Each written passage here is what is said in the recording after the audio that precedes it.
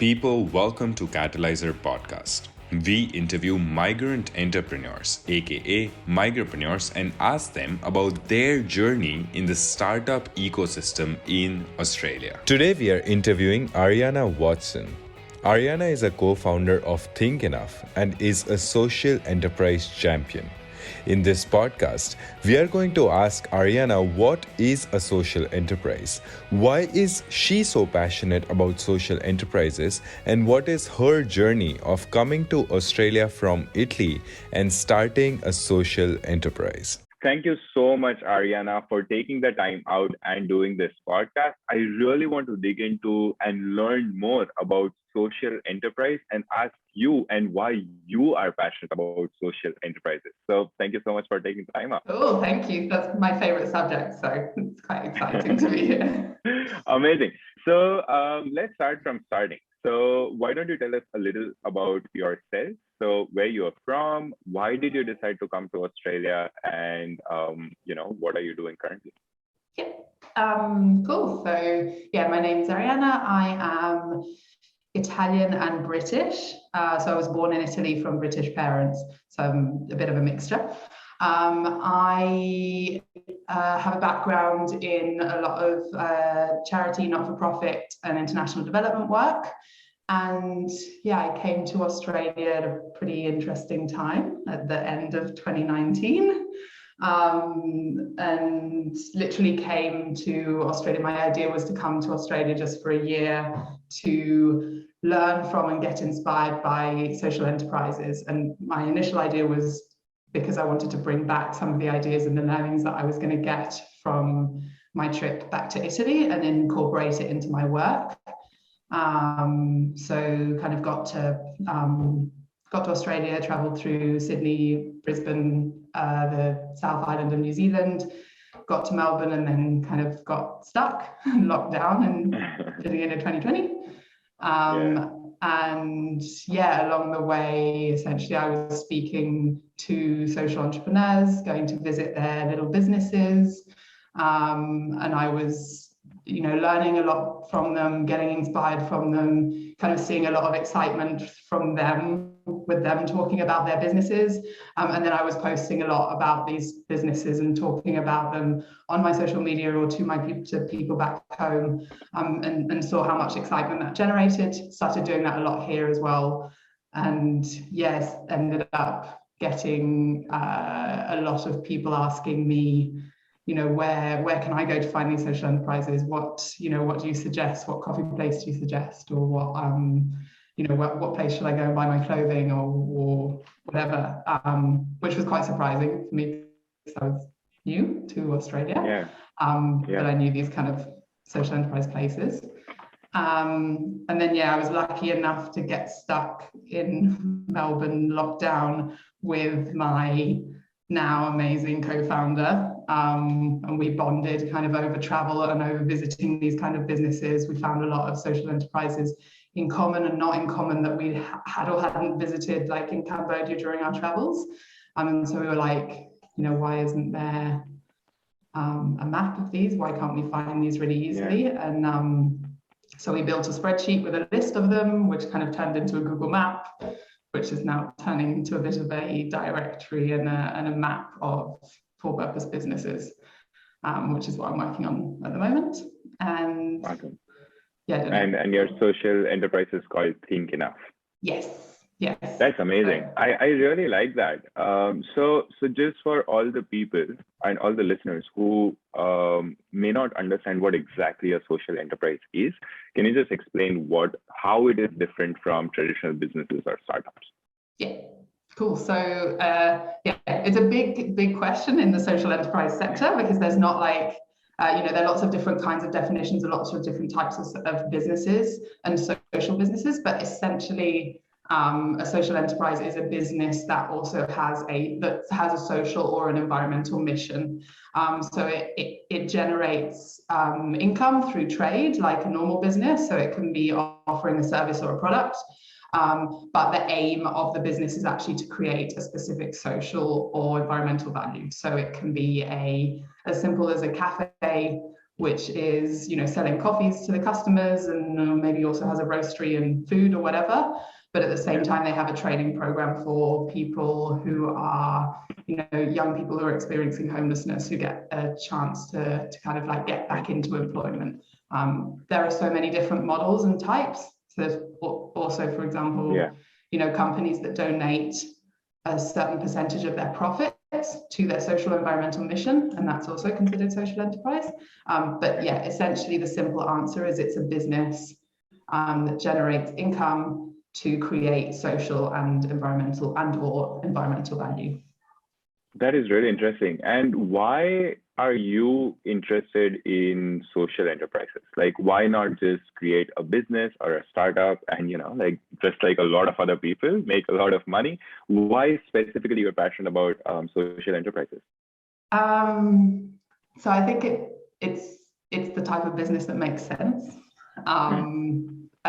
Kind of like as a premise, like I said, my background is in not-for-profit and charity. Yeah. And I see like a big flaw of that kind of sector being the fact that they're so dependent on donations or philanthropic funding, which is really, really tricky to then keep the great things that you're doing going, because the funding can stop or it gets cut, or you don't get enough, you don't raise enough funds or whatever. So creating a business to be able to pump money into something that's creating social value, I think, was my initial excitement about social enterprise. That's where I came into it. So it was more because I want to create the value, but I want it to be sustainable.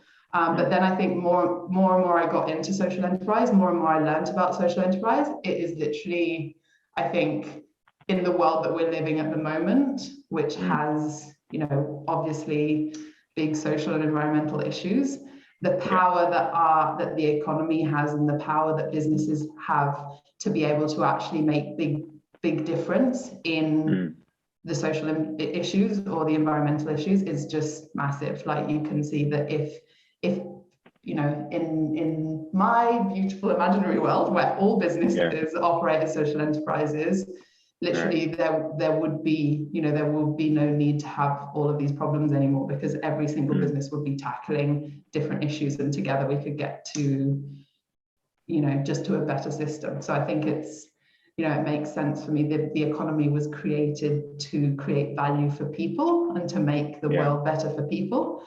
When did it switch and turn into that economy which actually takes more from the majority of people to put in the hands of just a few?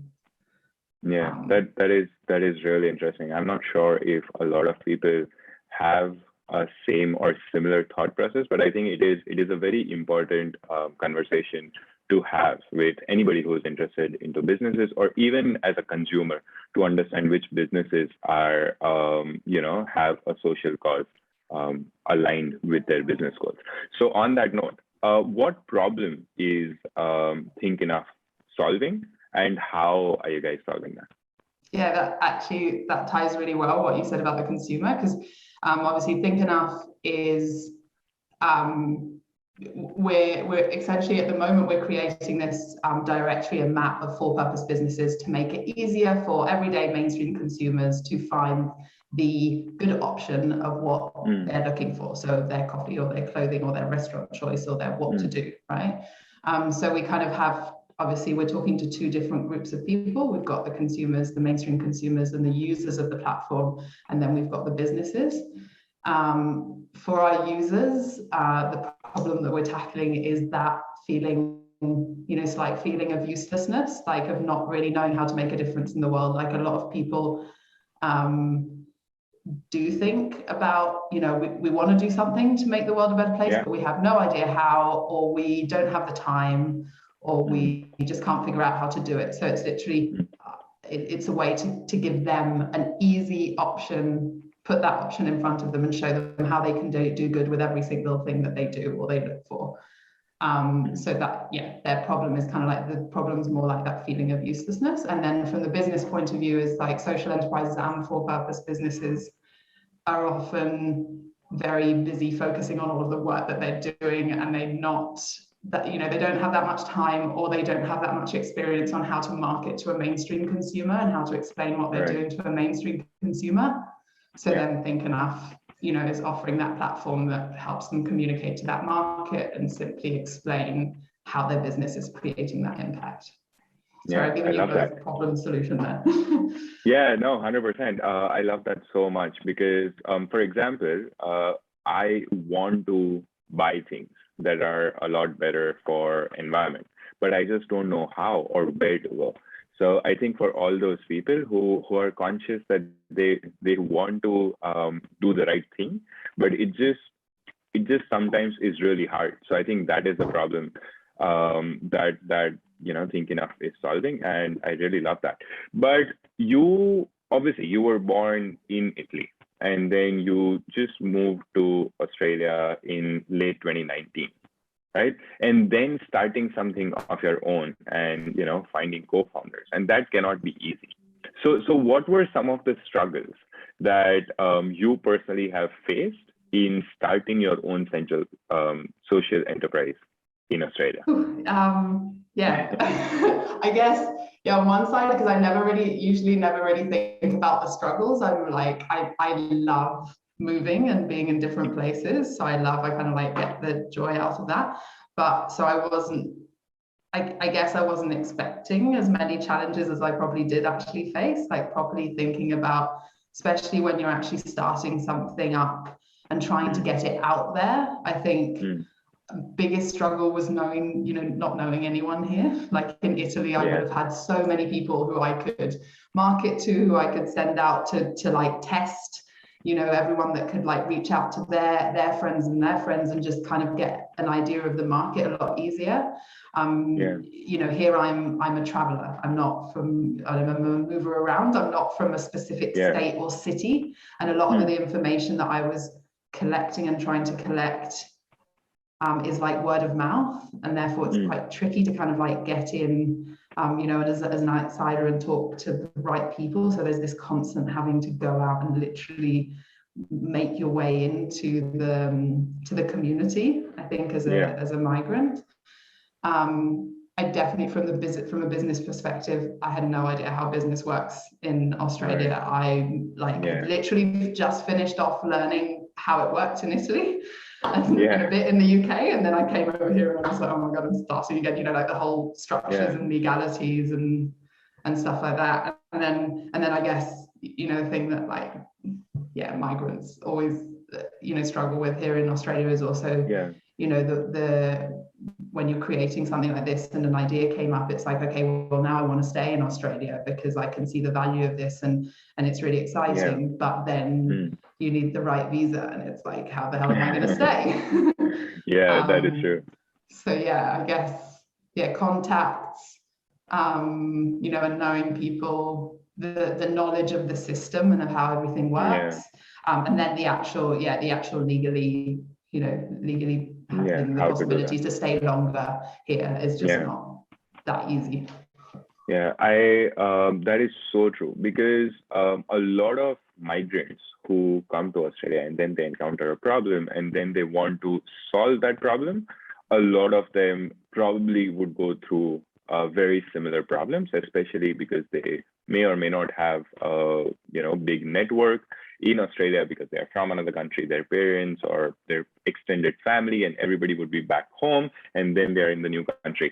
So how did you solve some of these problems for yourself? So what advice would you have for migrantpreneurs who are facing these problems right now? Well, I guess you just need to have really tough skin and a real big willpower to go out there and talk to people. Like, it just takes courage to go out. I think something that really helped me was getting into networks and groups and communities. So I don't know, I'm guessing like a question's probably going to come up about Catalyze like later on, but like, just communities of people and networks that know other people. As much as you can, I think trying to get those connections through groups.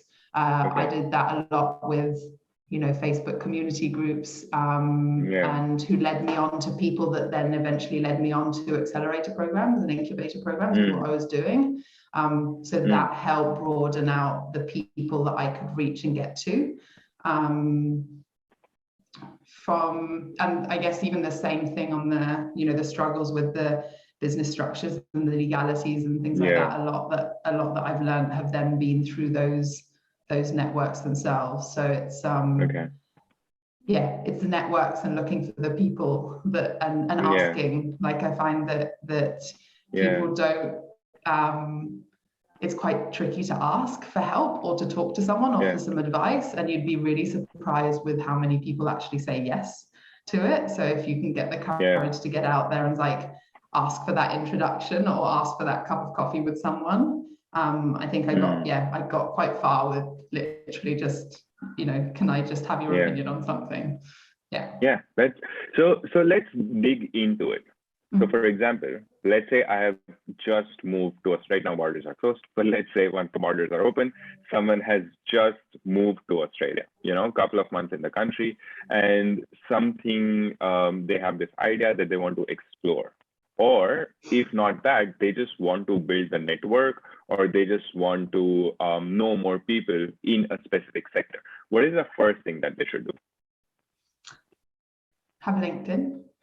Okay, so first is have a good profile on LinkedIn. Yeah, I realized I joke about that, but I literally didn't. I think I had a profile on LinkedIn, but not I had nothing on that. And all of a sudden I got to Australia and someone told me that you needed to have that to make contacts, and I had to quickly build one. I literally went to meetup groups. I went to social entrepreneurship meetup groups. I went to events and little day conferences and free events and panel discussions about the topic that I was interested in. So I was so determined on this social enterprise kind of journey that I literally just went out to those places and tried to talk and communicate. That's for example where I literally the first month that I arrived in Melbourne is where I met Usman from Catalyzer, who then and then got involved with Catalyzer through that, was because I went to a meetup and had a conversation with him at the meetup, and he told me all about it and then got into it. So I think groups and meetups, and then if it's startup that you want to do, then I guess accelerator programs and incubator programs and startup communities. That is so true. So I had not exactly sure whether it was a confidence problem or I just didn't want to go and talk to people. But one of the problems that I had was, or maybe the fear of rejection, right? What if I go to somebody and they don't talk to me? And that's why I came here in 2017, and first year I just refused to go to these meetups because I tried once or twice and I was the person who would just stand in a corner and not talk to anybody. And it took me a while to just go and talk to people, because what we have to understand, or at least what I told myself, that everybody in that meetup is for the same purpose and they want to talk to people. That's why they've taken that effort, and that's why they're there. So there is no reason for us to shy away or not to talk to people. I think that's why it's really important to choose meetups that have a theme that you're already interested in, because that automatically already puts you in a situation where that you've got something in common with other people in there. So it can be easier for you to start talking, or at least know how to answer when someone asks your involvement in something specific. So if you're specifically interested in startups, then it's worth to go to the startup meetups. For me, it was a social enterprise thing where it was just also, why are you here? And I was like, oh, I love social enterprise, and I'm trying to go and meet as many people as I can to learn from them. And then they started talking to me, and then it's easier. It's as if you kind of already have that connection. And I think that's also, I think that can also be true with meetup groups of international people, because they already have that, you have that connection that you've moved from somewhere. It doesn't matter where you've moved from. It's you can kind of automatically connect on the fact that, okay, I'm not Australian, I'm new here. How are you dealing with it? So finding the yeah, again, finding the right groups and trying to have that something in common to start chatting about. Amazing. I love how you describe what exactly a person should do, so that when they're actually out there, that is when these advices would actually help. But now that you have been doing Think Enough for over a year now, and I'm sure you would have encountered multiple challenges, a lot of challenges actually. So what are some of the challenges that you have seen early stage startup founders face, and how to avoid those? Yeah, that's a good question. I think there's one that's massive, like the biggest one that's like I fell into, and I've seen so many people do it. Now that I'm in the startup world, I can see it happening. And I think the only reason why I realized it is because I could see other people doing it, is the falling in love with your own idea, like the thing that you're doing and the thing that you're trying to build. It's great, it's magnificent, and that's why you want to build it, and that's why you've got enough determination to kind of like keep going and building it. But it makes it so difficult to question it and to get it out there and to test it and to actually understand, is this really something that people want or need? Is this actually something that's worth spending time and building and stuff like that? I think the test that user and customer research, or that kind of like completely examining the whole area that you're trying to like work in and what you're trying to do, needs to be done super thoroughly and really needs to be questioned. I think you need to be able to look at what you're doing, try to take a step back and say like, okay, well, is this my assumption? Or is it actually true? Have people actually told me this? And if people haven't told me this, you have to go out and you have to talk to people about it, and you have to go out to people that you don't know, or find ways to test it with people that you don't know, because so many people get a wonderful idea and they test it with a few of their friends that also think it's a wonderful idea, and then get the buzz and then keep going with it. Well, it's you also need to have the courage to kind of put something out there that's imperfect. When you've got this idea of what it's going to be, it's like, oh, it's nearly ready, it's nearly ready, it's nearly ready. It's like, no, it's ready. You need to shove it out and get some feedback and see how it works, so that you can then develop. So I think improvise. That's the single biggest thing, which is for me. And I've seen it just because I made that mistake, and I could only see it once I saw other people making that mistake, is that like, your idea is the best for you, but make sure that you test it out and you figure out if it is the best for like all of these people that you think it's talking to. Tell us more about your experience. Like, what exactly happened and how did you learn? Well, I guess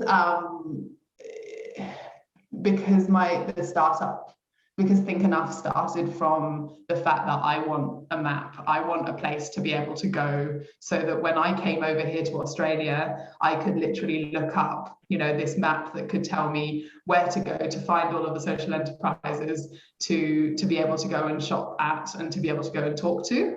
So I'm kind of like, well, and Nade, my co-founder, who, that's what we ended up bonding over, and that's what why we ended up creating this together, was because like, oh, you have that too. Yeah, when I was in Cambodia, I really wanted to find those places and didn't find them. So it's like, we kept kind of like circulating it within our group, and then the more it's easier to kind of like be open about your idea to people that you feel more comfortable with, and then it's like you're convincing them constantly and they keep coming into your little circle. So I've got this circle of like greatly like converted people that love the idea, and then it starts getting scary to be like, okay, well, now I need to ask someone really random that I don't know, and I'm going to put the idea out there and we can see what they say. And obviously then you get, you're worried about like, oh, what if they don't like it, or what if the world doesn't care about it, and what if it is a massive flop? And like, to be honest, I think being in the startup world has been really good for me. Coming out of the like social impact and being in the startup world has been really, really great, because a lot of people don't necessarily care to begin with until they see exactly what it is. So I've had a lot of like, a lot of questioning here, from accelerator programs, from incubator programs, and from people who are developing very very commercial, very money-driven startups, like actually picking holes and asking. But then that's great. We've been able to incorporate all of that feedback into what we're doing. Probably still we're a little bit too perfectionist. Like we're still going, like a year on, we're going to be releasing the proper directory now. This month, hopefully. So it's taken a while. But yeah, we're just going to chuck it out there and see what people say, and try and get the courage to do that. And yeah, it's not easy. If people don't have, if the people listening have a startup and they haven't had the courage to put it out there yet, I totally understand them. It's terrifying. I love that. 100%. It's so hard to just put it out there. And again, probably it would be like, oh, I love this idea, but what if other people don't? And that's why it's just so comfortable to be in that bubble. But and that's where a lot of incubator programs and accelerator programs come in, because they push you to actually put something out there, and also gives you the community where people are with the similar mindset as yours, and they will actually have the best interest for you. So you have been a part of 2020 Catalyzer Accelerate program. So tell us about your experience, and why do you think Accelerate programs can actually help startups or social enterprises?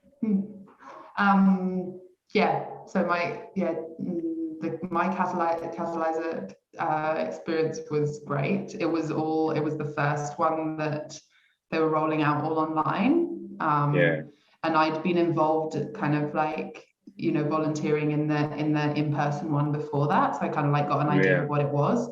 I think the great thing that we got out of Catalyzer was the community, was the not feeling so alone, was the being able to talk to people that were doing things and had different ideas, that were struggling with the same kind of things, or struggling with completely different things, and finding some of the things that we were struggling with easy. So like that kind of like swapping of knowledge and just conversation, to be able to kind of like normalize what we were doing and actually consider it like, oh, okay, this is actually potentially a job, like a place where I can actually be forever. I'm actually creating something that's useful and stuff. And I think it kind of turned what was a little project into a actual startup. And it's like, oh, actually, this is something that can work. So I think the people for that, being able to bounce off ideas, but also not feeling quite as alone in the whole process of it, and in the difficulties that we had. Our mentor was incredible. We had a mentor, Jeanette, who talked to us every weekend, and we had Saturday morning meetings, and they were great to keep us accountable to what we said we were going to do, and to just kind of like give us that extra energy and outside perspective. So that was fantastic. And then personally, for me, like Catalyzer was like incredibly important, because it connected me with the knowledge around the visa that I could apply for. So I got a innovation visa in South Australia, and I would not have known about that without Catalyzer, someone who's known from Catalyzer mentioning it, and also had a lot of support from the people in the cohorts before me that had gone through that process. So it was literally that kind of community and those contacts that really helped me. So I think in that respect, an accelerator program like Catalyzer is incredible, because of the community that's around it, the community of people that are doing it, but also of those mentors and the people that have done it before, so the alumni that have done it before. And I feel like so many people have that kind of relationship with it, that they keep feeding in, no matter what, you can kind of like pick in and like ask people for help constantly. And I think, in general, accelerator programs in general, as a whole, can be very beneficial, literally for knowledge, like a whole load of different areas in which you don't have expertise. The accelerator programs can give you those little bubbles of knowledge, which then you can go and delve deeper into where you need to. So it's like introducing you to all of the concepts and where you kind of need to go. And then it's kind of up to you what you do with that knowledge and how deep you go.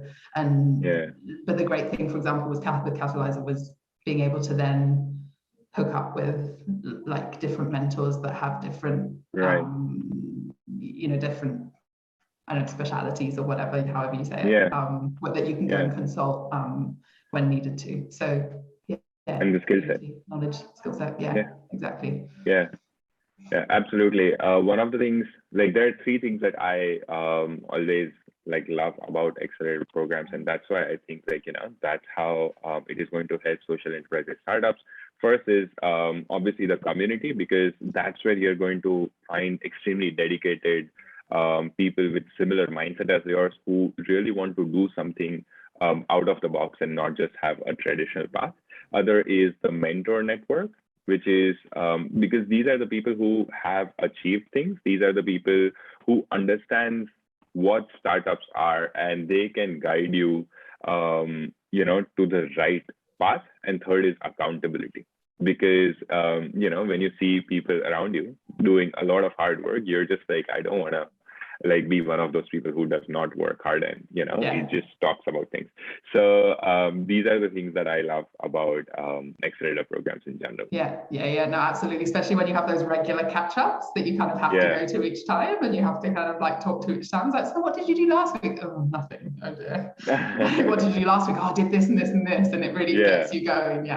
Absolutely. Amazing. Coming back to our second last question, who is your favorite entrepreneur? And not necessarily have to be a micropreneur or anything, but who do you look up to, and why do you look up to them? So I've met so many social entrepreneurs this year, so many entrepreneurs for small businesses, that it's just so exciting to see the variety of people that I've met. I would literally, I feel like that question's really great, because I could probably write a book about all of the different types of entrepreneurs. They're just social entrepreneurs. They're beautiful to talk to. I think though probably and also one of the most well-known probably social entrepreneurs in Australia I'd say is probably the one that's influenced me a lot, and that's Beck Scott. She's the CEO and the founder of Street, a cafe in Melbourne. It's a hospitality social enterprise, and she spoke on a panel when I first arrived in Melbourne that I ended up at. I was told that I was going to absolutely love her, and I did. And she was essentially her speech was, how many ways can I do good with a cup of coffee? And and through that she went through explaining how the social enterprise Street works, and how it's this great amazing cafe that everyone loves. People go there for brunch. It's got a beautiful outside space. It's actually known in Melbourne for being a really great cafe, but then at the same time is that it has this beautiful training program for youth that are experiencing homelessness. They get support to reintroduce back into the job system, and then their focus on environmental sustainability is amazing. They do a whole load of stuff through behavioral science on how to kind of minimize waste of their customers as well. It's amazing. That is so good. And then Beck Scott she's also kind of coordinated and brought together Moving Feast, which is this it's essentially a group of food social enterprises in Victoria got together to create a pandemic food response. So it's kind of growing, cooking and delivering meals to vulnerable Victorians. And it's all these social enterprises together that club together to create this kind of big support network. And she coordinated that. So I guess there's a lot of stuff that I kind of look up to her for, because of that, being able to have this cafe which is looked at as a great cafe for food and coffee. So it's literally giving people what they want, but then at the same time it's creating all of this massive impact that is also explained really well and really clearly on their menu, so it's for people to see if they want to see it. So amazing. Probably we'll link the website in the description on our podcast. So that'll be great. And on to our last question. What is the one statement, sentence, advice that you keep in mind, and that motivates you? And what would be your advice to the people who are listening to this, who want to start their social enterprise or are interested in social enterprise? So my advice for them, or the thing that motivates me, is probably like being a bit cheesy, but my team is like a team. Yeah. So I guess my big the reason why I'm here and the reason why I can do this is because I have a team of we're a team of 4 co-founders, and the women that I work with are absolutely incredible and amazing, and it's because of them that I can do this, essentially, and because of them that I've been able to stay here and do what I'm doing. I think the fact that we're all incredibly diverse backgrounds in different, we're from different work sectors and stuff, so we complement each other really well, and we work really well together, and we've kind of had the courage to be like, well, you can have 4 co-founders. What do you mean you have to only have one? And it's just literally been a blessing. Like, my team is absolutely amazing. It's what motivates me, and it's also probably my advice for startup founders is find the right people to do it with. Try and get the right support. If it's not with teams, it could be mentors, it could be friends and support or whatever, but the right people to be able to talk to and to bounce ideas off, and the right people that can actually challenge you and fill in the gaps where you're not, where you don't have expertise. No one's perfect. No one has the knowledge on everything. You need other people, and it's worth just thinking about that at the beginning. There's no point in trying to plod ahead alone. See if ask for help. Yeah, I love that. There are 2 things that you mentioned. First is very similar to what I believe, which is you're a mixture of 5 people that you drink coffee with, which is which should be your team, or the people that you absolutely love, who you can bounce off ideas with. And the other was never shy away from asking help. I love surprised, that so much. And like I said before, surprised with how many people say yes when you ask. Amazing. Yes. Well, thank you so much for the amazing insights into Think Enough and your own journey. We love listening to all those things, and we love learning about how social enterprises work. So thanks for that. Thank you. Thanks for letting me rant on about it. And it's been really great to be here. And good luck for anyone on this journey.